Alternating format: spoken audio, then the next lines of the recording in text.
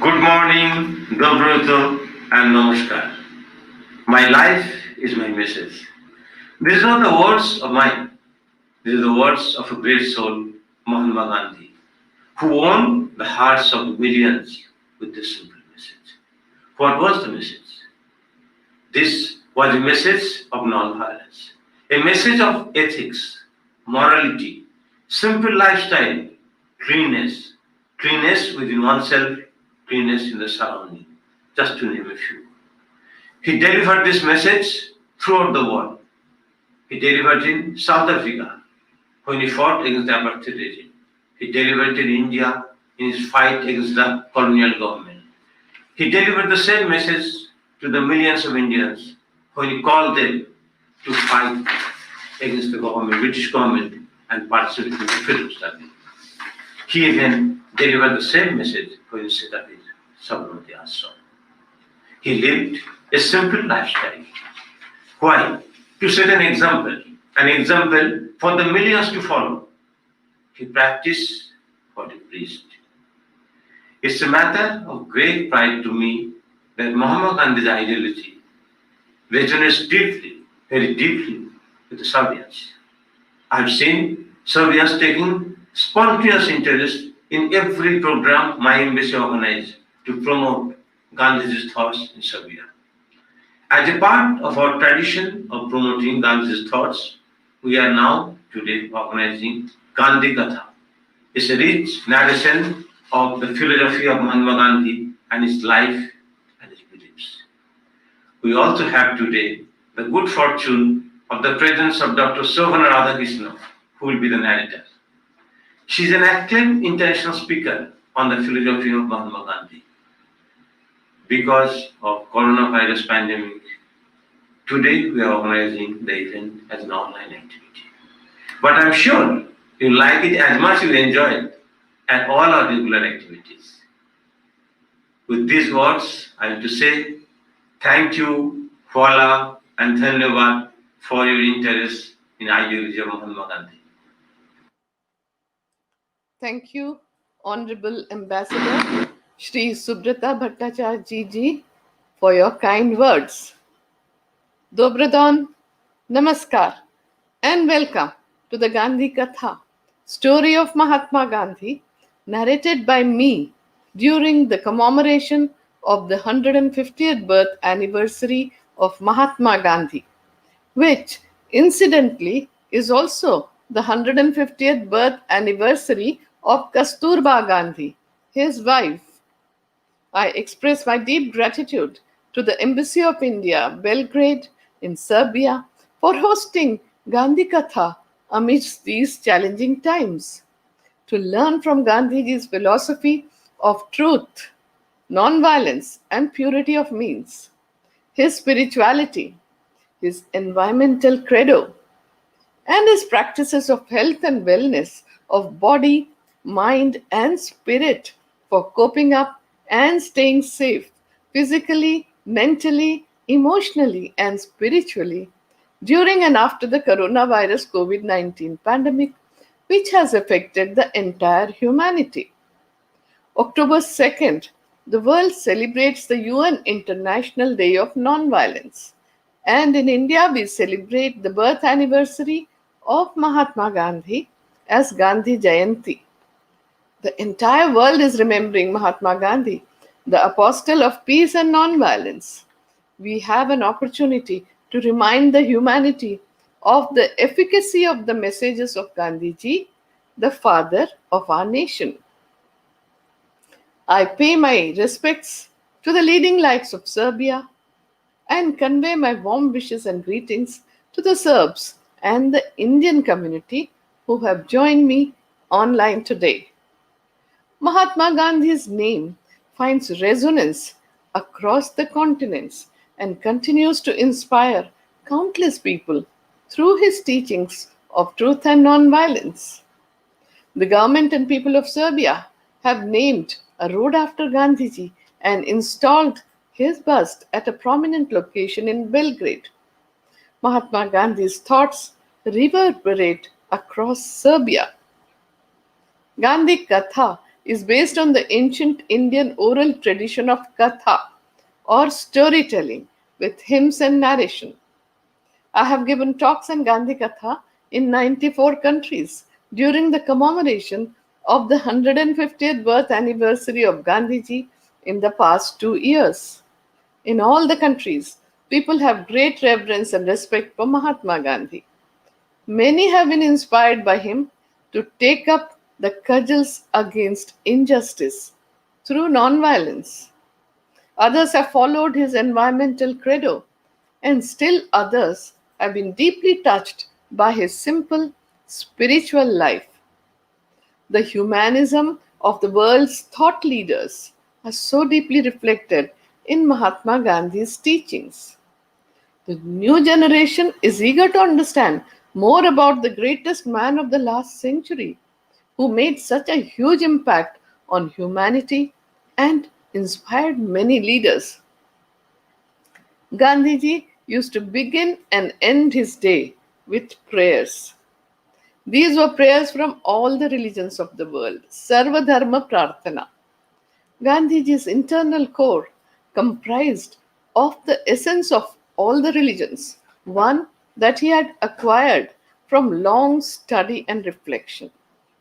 The devotional poetry of the saint poets that he had heard, sung, and absorbed since childhood made up a significant part of the life of his soul. He said that ultimately all the religions point to the same truth of compassion, love, forgiveness, and tolerance, and that everyone must study the essence of all the religions in an attitude of perfect reverence and have friendship and respect for the practitioners of different religions and diverse cultures. All of Gandhiji's friends were from different religions and cultural background from around the world. He had actively encouraged friendship across religions. One of his legacies to the world is nonviolent interfaith conflict resolution for establishing harmony, brotherhood, and unity. Even after 7 decades after Gandhiji passed on, in every part of the world, his relevance is felt as strongly as ever before, and his visions and actions are of an enduring significance for all times and places. His approach to life was holistic and cannot be divided into watertight compartments of social, religious, political, and personal life. Gandhiji stands out as the champion not only of political democracy but also of economic and spiritual democracy in today's world. Gandhiji believed that moral degeneration is the root cause of all evils, including conflicts. This explains his lifelong crusade of attainment of moral values such as truth, nonviolence, purity of means, love, self control, forgiveness, honesty, transparency, integrity, friendliness, compassion, mercy, and so on. For Gandhiji, Satyagraha and the principle of nonviolent resistance and civil disobedience was by non cooperation with evil through the moral values of love force, truth force, and soul force through self suffering and sacrifice. For him, the consideration for the suffering of fellow human beings was of paramount importance. His belief and actions that social change for establishing justice and dignity for humans is both less harmful and more sustainable when achieved by non-violent means. His legacy of Satyagraha is widely recognized the world over and has been seen in many moments for civil rights even till today. Mahatma Gandhi's environmental practices were based on conservation of natural resources, which were often misused and overused for the sake of development. Gandhiji had warned about the unsustainability on the global scale a century ago. Equality for women within the society was a principle Gandhiji passionately believed in. His vision of Sarvodaya, the welfare of all, becomes very relevant in the crisis of internally displaced people and migrants. This may well have been keeping in mind the very basic unit of human organization, a village or a county. His vision of Gram Swaraj, which is self reliant, independent, self governed village built on the premises of sustainable growth, is the need of the hour. According to my understanding, Mahatma Gandhi's life was an epic of faith and endeavor. His faith was in truth, the ultimate reality of truth, and he endeavored to attain it through nonviolence throughout his life till the very last breath. Gandhiji's adherence to truth, nonviolence, and purity of means has inspired me to give Gandhi Katha so that people can put their hearts into understanding Gandhiji, get inspired to learn from his extraordinary ethical and moral leadership, his simple spiritual life, revolutionary thoughts, actions, his lifelong service to humanity against all forms of injustice, and how he continues to inspire people in all the parts of the globe at all times and in all ages. Perhaps the greatest source of strength for Mahatma Gandhi was in his faith in God. Truth was the deepest and the most complete form of God. The faith gave him the constant awareness that he was to be nothing but an instrument in his hands. He was to go wherever he was led. For him, the guidance of God constituted two things. One, he had to walk on the path enlightened by truth that was available to him in whatever measures and form. That was the path on which great teachers of the world had already walked.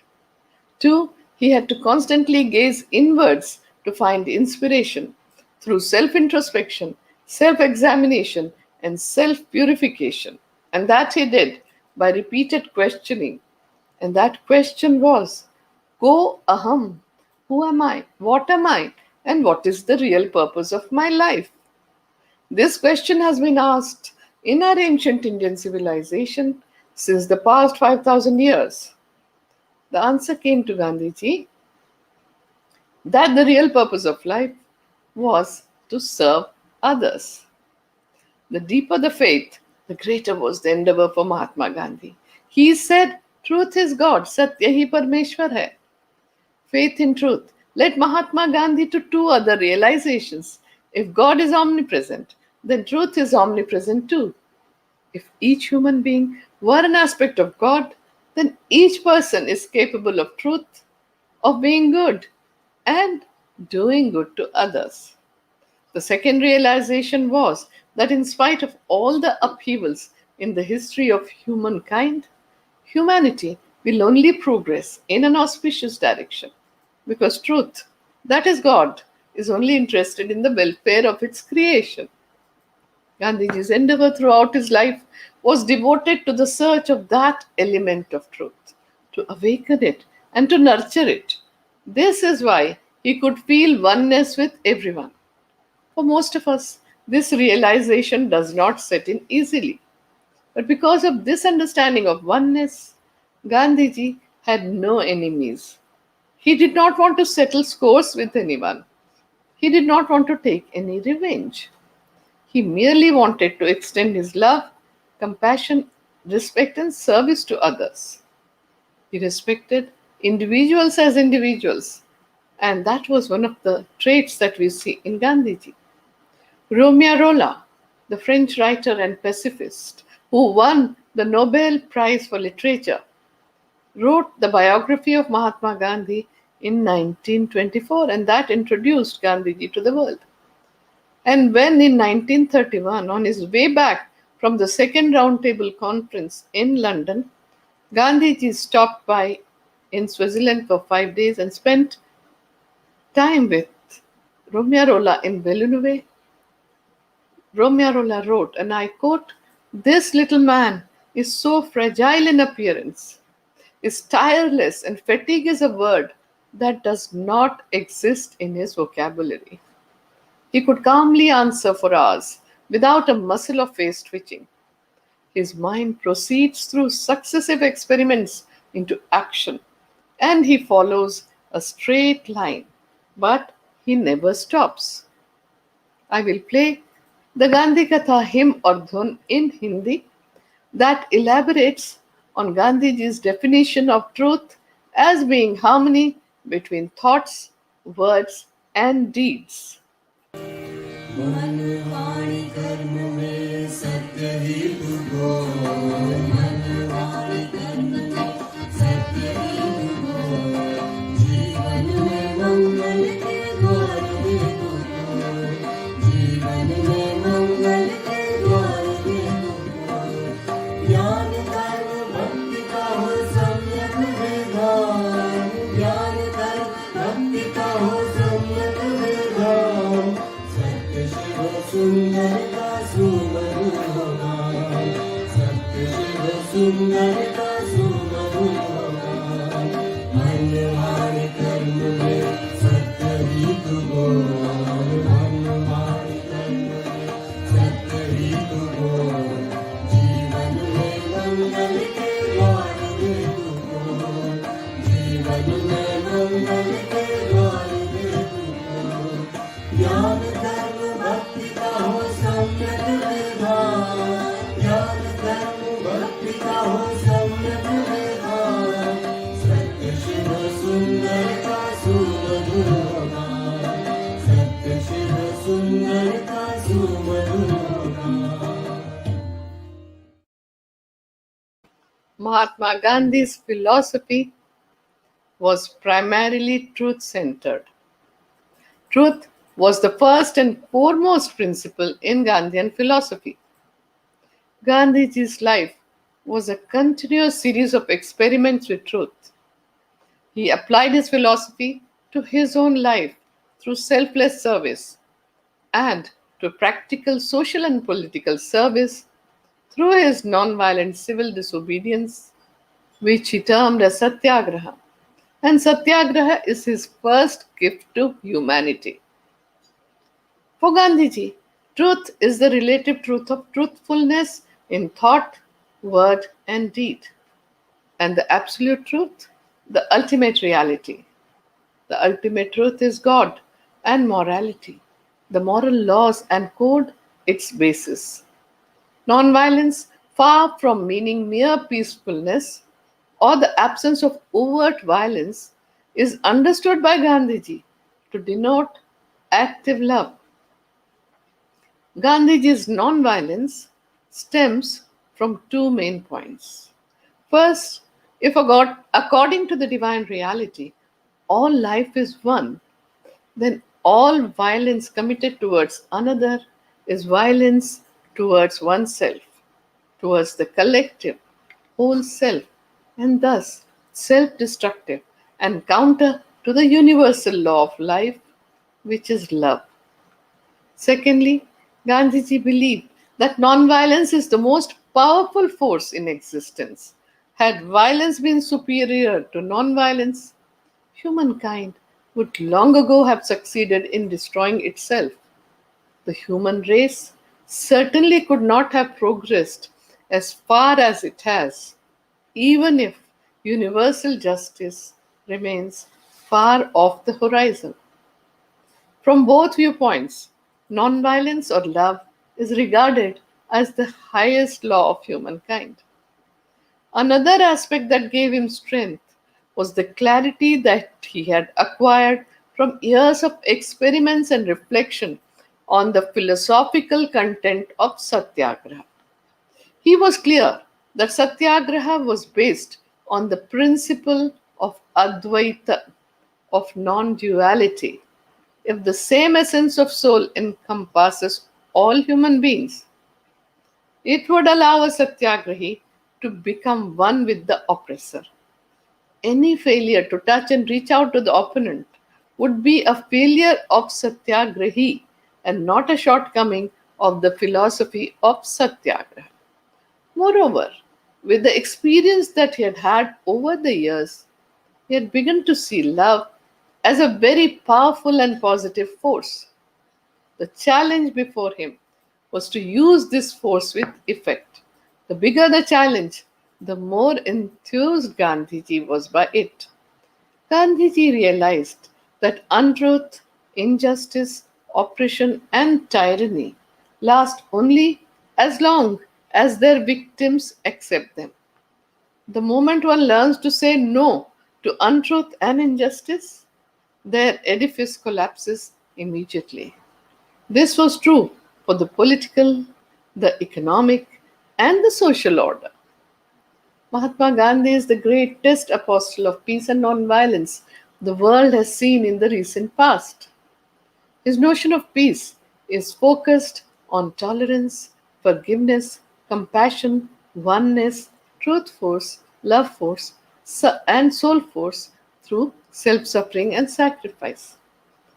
Albert Einstein, the greatest scientist of the first half of the 20th century, had called Mahatma Gandhi as the supreme practical leader for change.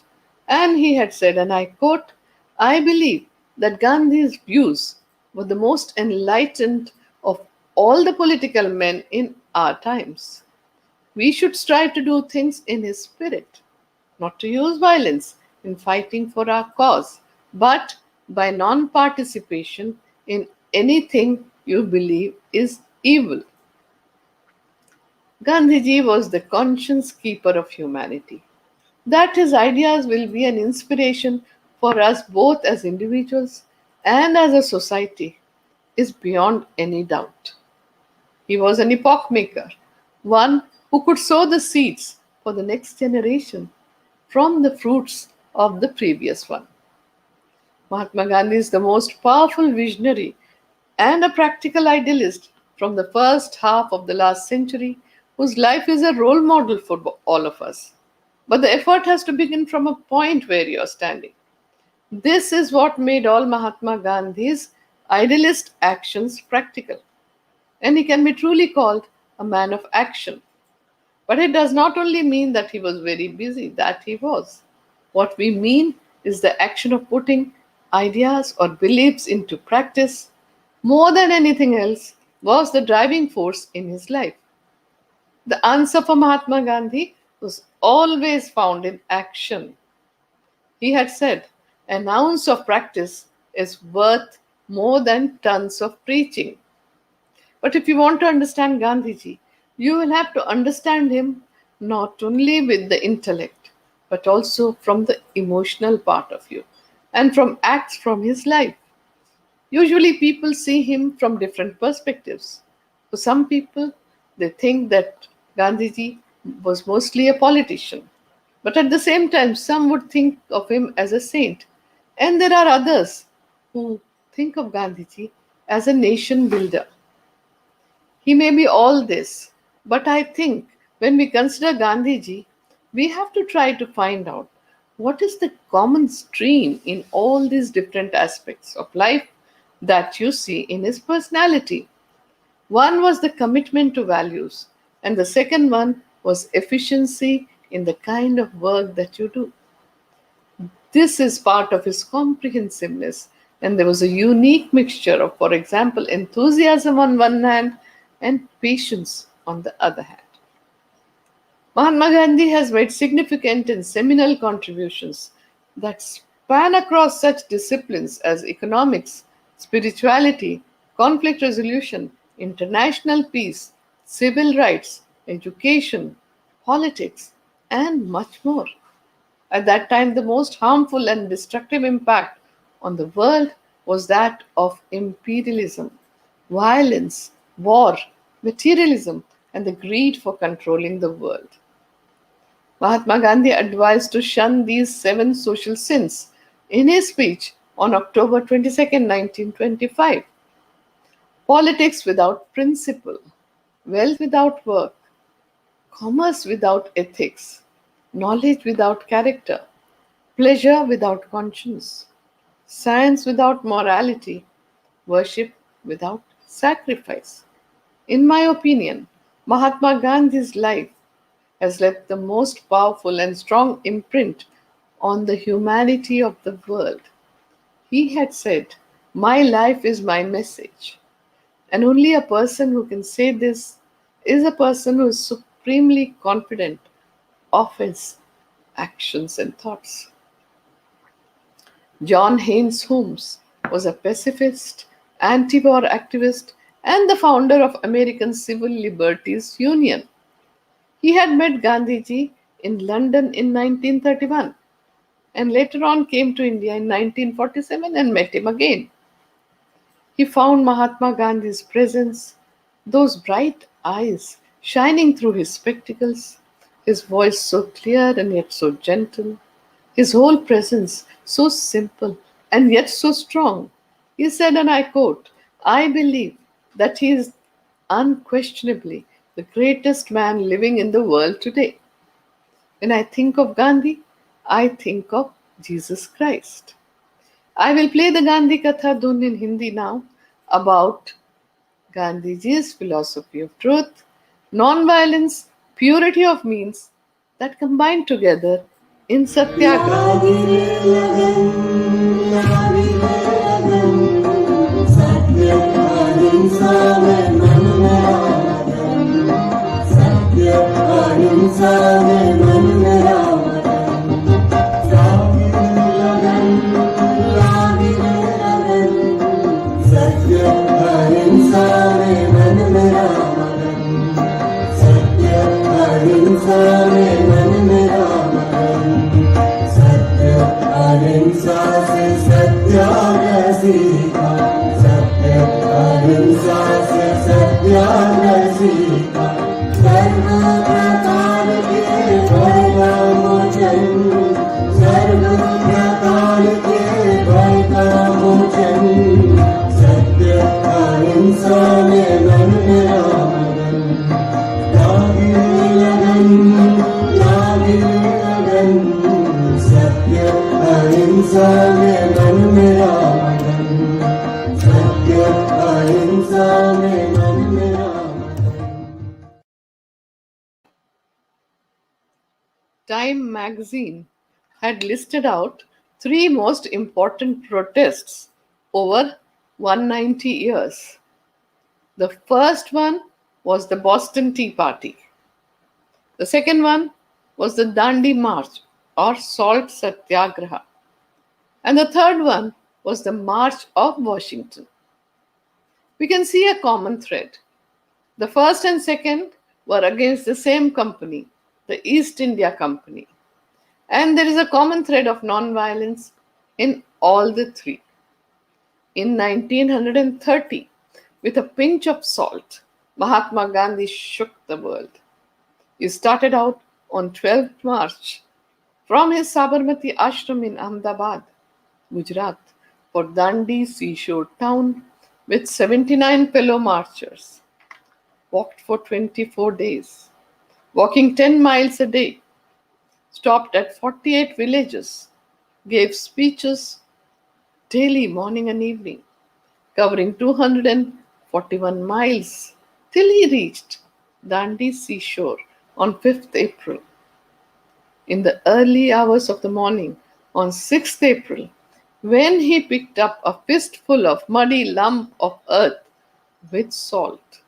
100,000 people joined him, and towards the end of the campaign, 300,000 people broke the salt law all over India. 1,362 newspapers covered the news.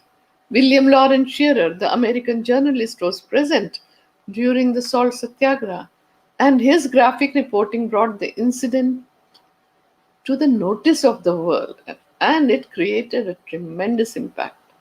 So, Mahatma Gandhi remains the most powerful global brand ambassador of peace and nonviolence, a youth icon for fighting against injustice, apostle of peace and nonviolence, a man whose values can make the world a better place today.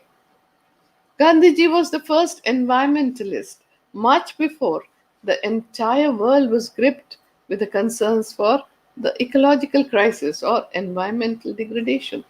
And with his stunning premonition and knowledge, he had declared that the earth has enough for man's needs, but not for man's greed.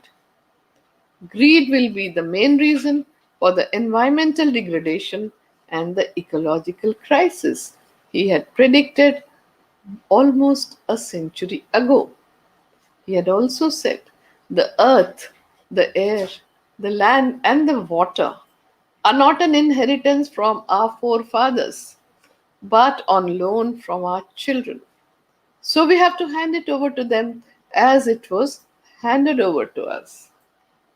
In 1904, in South Africa, after reading John Ruskin's book, Unto This Last, Barrister Mohandas Gandhi transformed his life overnight and started leading a community life of self control, voluntary poverty, bread labor, and Sarvodaya, welfare of all. He established 4 ashrams in his lifetime, 2 in South Africa called Phoenix Settlement in 1904 and Tolstoy Farm in 1910, and 2 ashrams in India, the Sabarmati Ashram in Ahmedabad in Gujarat in 1917 and the Sevagram Ashram in Wardha, Maharashtra in 1936. Here, Kasturba Gandhi, Mahatma Gandhi, and the ashram community lived in poverty like the common villagers of India. These ashrams were his ideals of non-violent, face-to-face society for Sarvodaya, the welfare of all, and carrying out constructive programs, which is his second gift to humanity. Gandhiji's ashrams had a mingling of political and spiritual aims.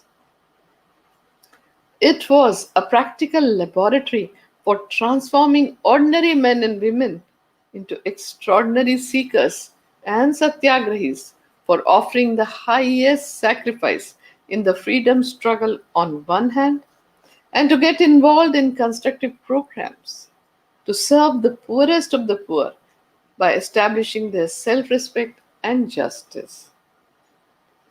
These are the ashrams where self reliance, cleanliness, service to humanity, and his vision of Gram Swaraj was taking place. I am happy to inform you that I was born in his last ashram, Sevagram Ashram. My father was inspired by Gandhiji since his childhood and joined the non-violent freedom struggle in India and lived in the Sevagram Ashram. Even after Gandhiji passed on in 1948, for more than 5 decades, my parents and all of us have continued to walk on the path that Gandhiji has shown to humanity. The life and thoughts of Mahatma Gandhi are intertwined and inseparable.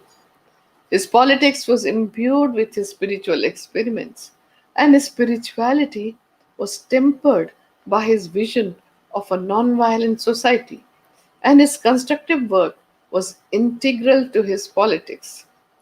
The unique practices of Mahatma Gandhi, his control of the palate, his fasts, his spinning, his silence, and his prayers, gave him the internal strength, and they were as much a part of his politics as of his spiritual life. These practices and experiments were sustained and nurtured by the ashram community. The ashram community, through its own practices, affirmed, modified, and validated Mahatma Gandhi's ideals and practices and continues to do so even till today. This shows the relevance of his practices.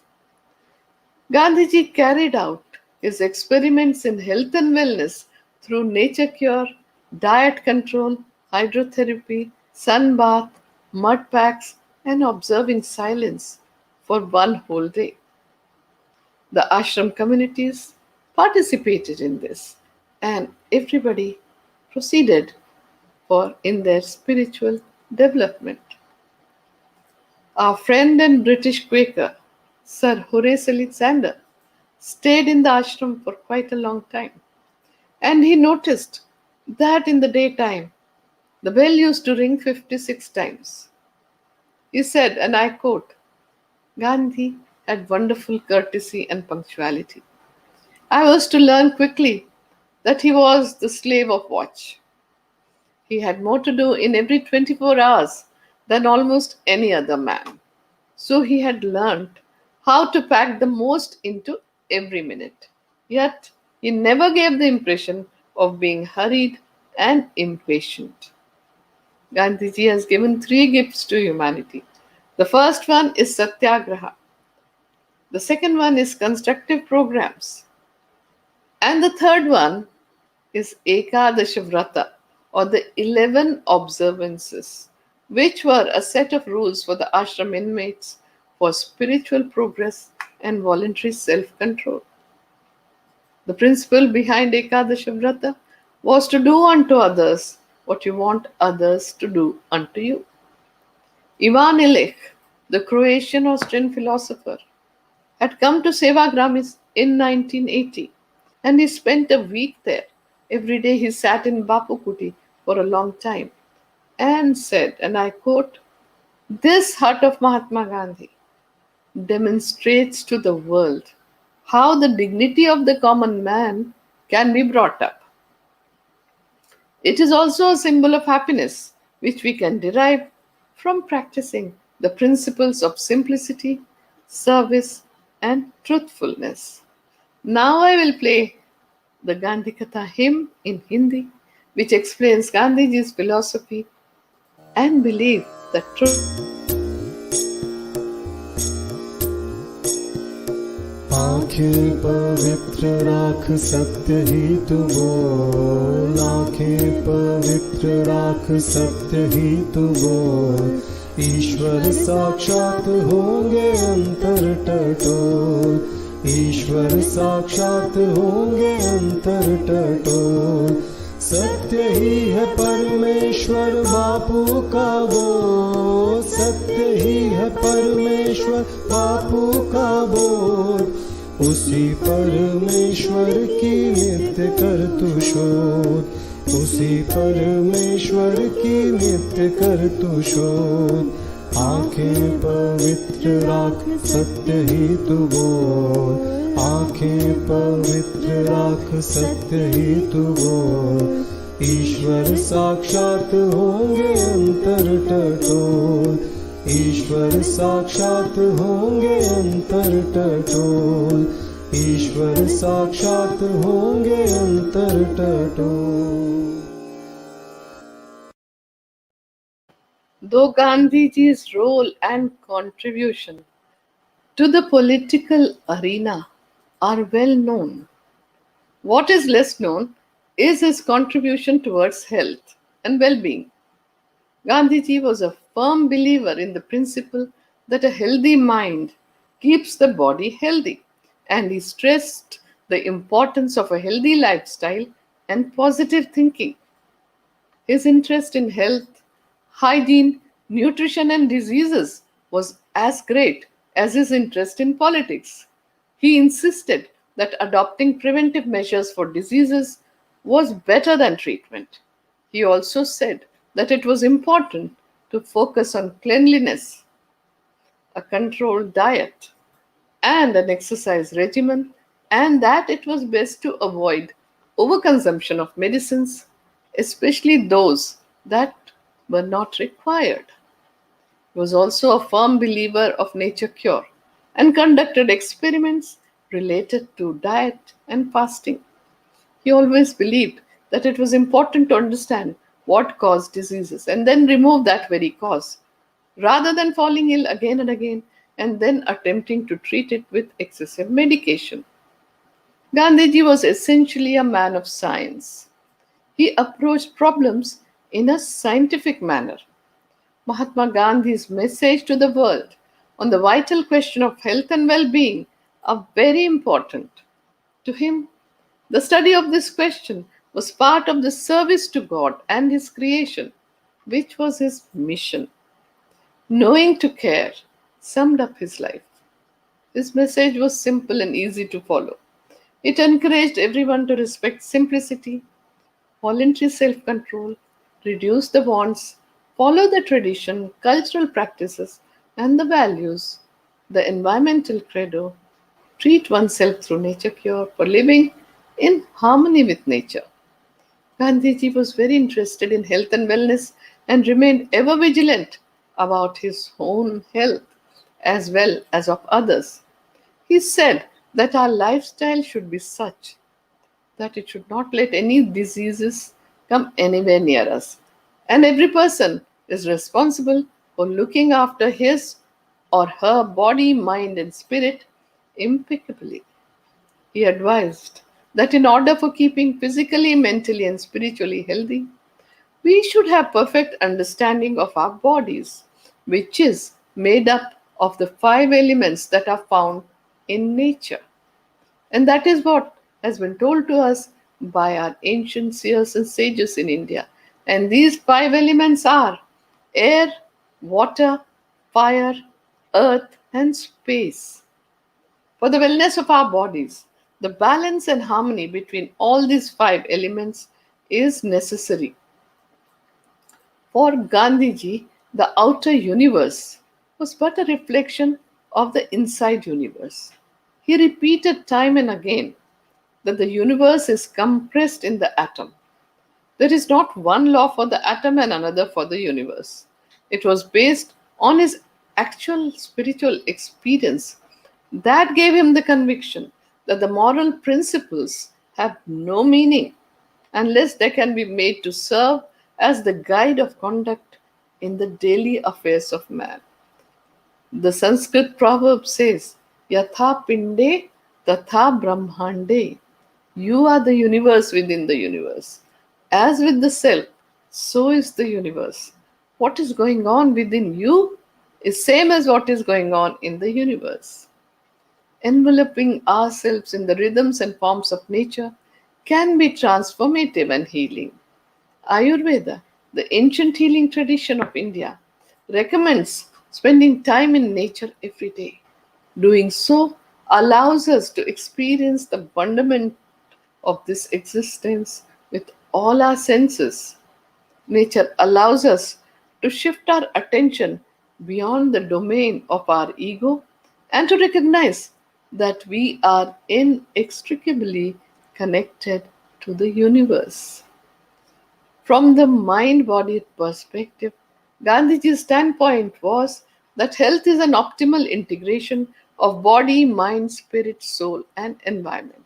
Environment is our extended body.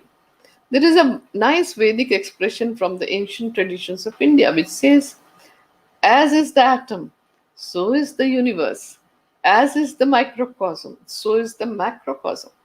As is the universal body, so is the cosmic body. As is the universal mind, so is the cosmic mind. Yoga and meditation integrates all components of health, and Gandhiji was a strong believer in nature cure, Ayurveda, and practiced Ashtanga yoga as well. His experiments with nature cure were always on himself. He also advised his friends and disciples to follow these remedies and treated and cured 30,000 patients through nature cure. Dr. Sherwood Eddy was a leading American Protestant missionary, prolific writer, and an educator who visited Mahatma Gandhi in the Sabarmati ashram in 1929 and wrote that Gandhiji's bodily presence is like that of Apostle Paul or Socrates. He impressed us as the most childlike, the most transparent, the most lovable of man. His whole character is centered in his unique passion in truth and reality. Very few people know that as a couple, Gandhiji and Kasturba Gandhi contributed immensely 123 years ago to public health emergencies as caring for the patients as frontline workers in the service of humanity. During the Second Anglo-Boer War from 1899 to 1902 and in the Zulu uprising of 1906 in South Africa, he served as a stretcher bearer along with his colleagues who included 300 free Indians and 800 Indian indentured labor by establishing the Natal Indian Ambulance Corps.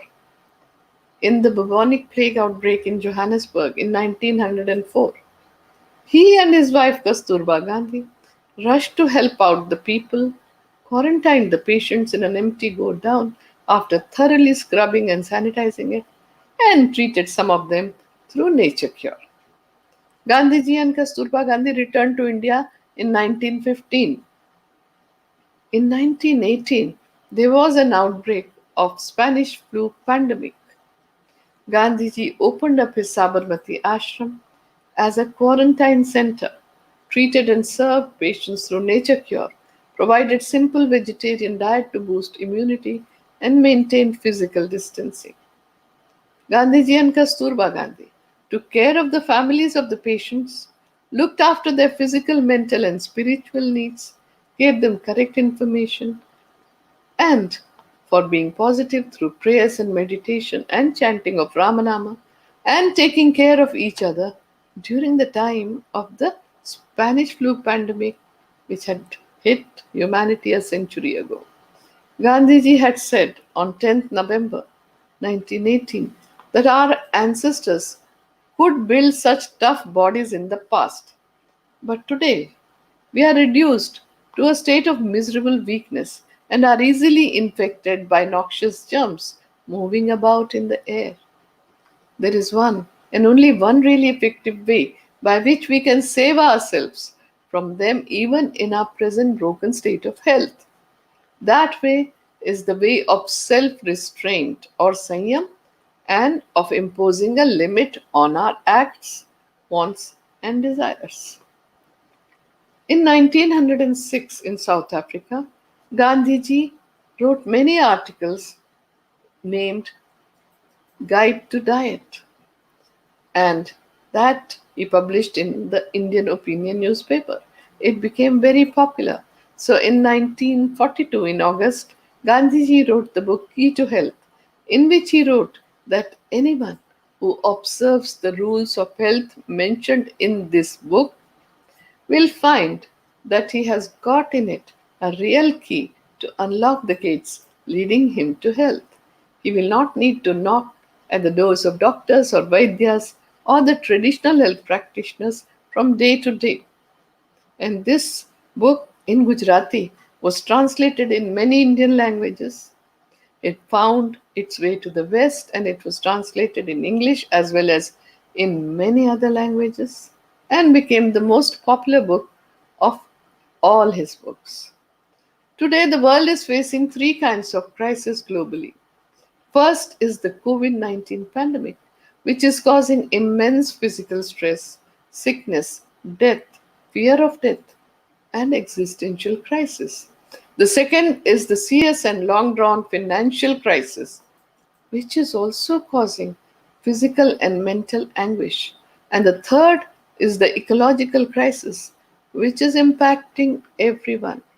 We have to look for answers somewhere within ourselves by learning from the life of Gandhiji, who had said, "My life is my message." And that life is so transparent, so open, and accessible to everyone through his actions and writings. The lesson the pandemic is teaching us is simple.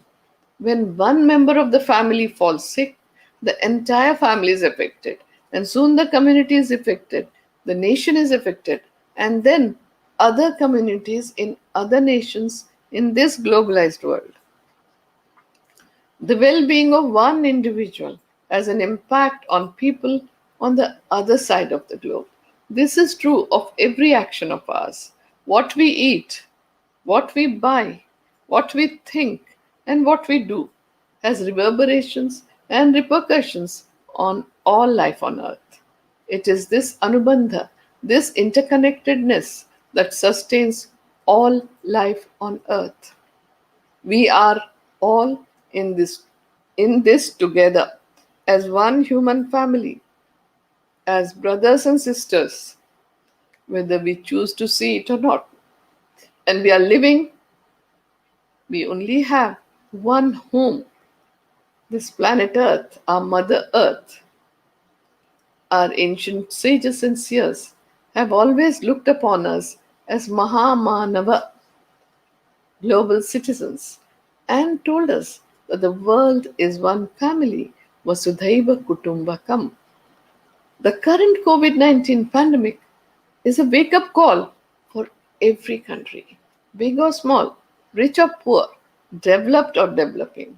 It has opened our eyes to the fragility of the existence of humans. We will have to learn to live with COVID now and in the future as well. Instead of reinventing a new lifestyle, we just have to get inspired from the life of Mahatma Gandhi to make the necessary changes in thoughts, actions, and conduct for coping up physically, mentally, and spiritually. And this is the future that the coronavirus COVID 19 pandemic is pointing out to us if we observe carefully. Many lessons are very clear, and some are still unknown, surrounding us in uncertainty.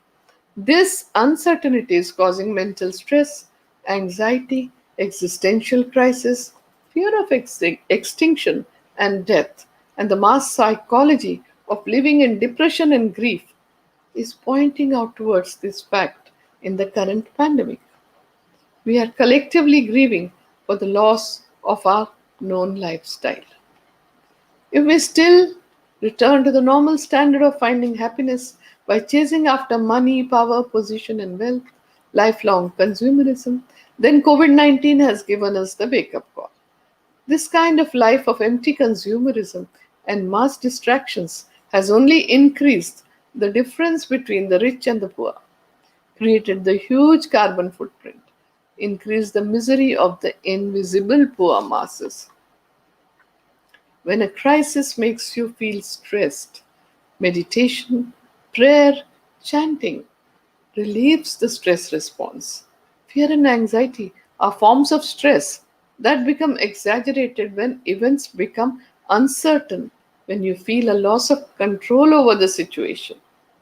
And when the stress keeps repeating itself without let up, the thinking mind reacts to all of these conditions. It always has, even in normal times. But a crisis brings stress into high relief, making it very capable of lowering the immune system of our bodies and causing inflammatory diseases. Decades ago, stress was classified as epidemic of modern life. The Gandhian way of life is the best guide to practicing the coping mechanism that induces relaxation, calmness, inner peace, absence of anxiety, and remaining positive. Therefore, Mahatma Gandhi comes across as the greatest healer and the wellness guru who comes free of cost for all times. The Gandhian principles of freedom from fear and care for all is a perfect prescription for these times of crisis. Gandhiji's emphasis on healthy lifestyle, empowerment for self care, and care in the community would make perfect sense. I once again take this opportunity to thank the Indian Mission for hosting the Gandhi Katha. My special thanks are to all of you who have joined me online today. I will end with the peace benediction in Sanskrit for the universal welfare. ॐ सर्वे भवन्तु सुखिनः सर्वे सन्तु निरामयाः सर्वे भद्राणि पश्यन्तु मा कश्चित् दुःखभाग् भवेत् ॐ शान्ति शान्ति शान्तिः. Let all be happy, let all be healthy, let all experience auspiciousness, let no one be overwhelmed by grief. Om, peace, peace, peace. With Gandhiji's blessings, who had said that peace is the only positive force which will lead us from darkness towards light, I will end today's Gandhi Katha with the Gandhi Katha hymn Shubha Mangal Ho.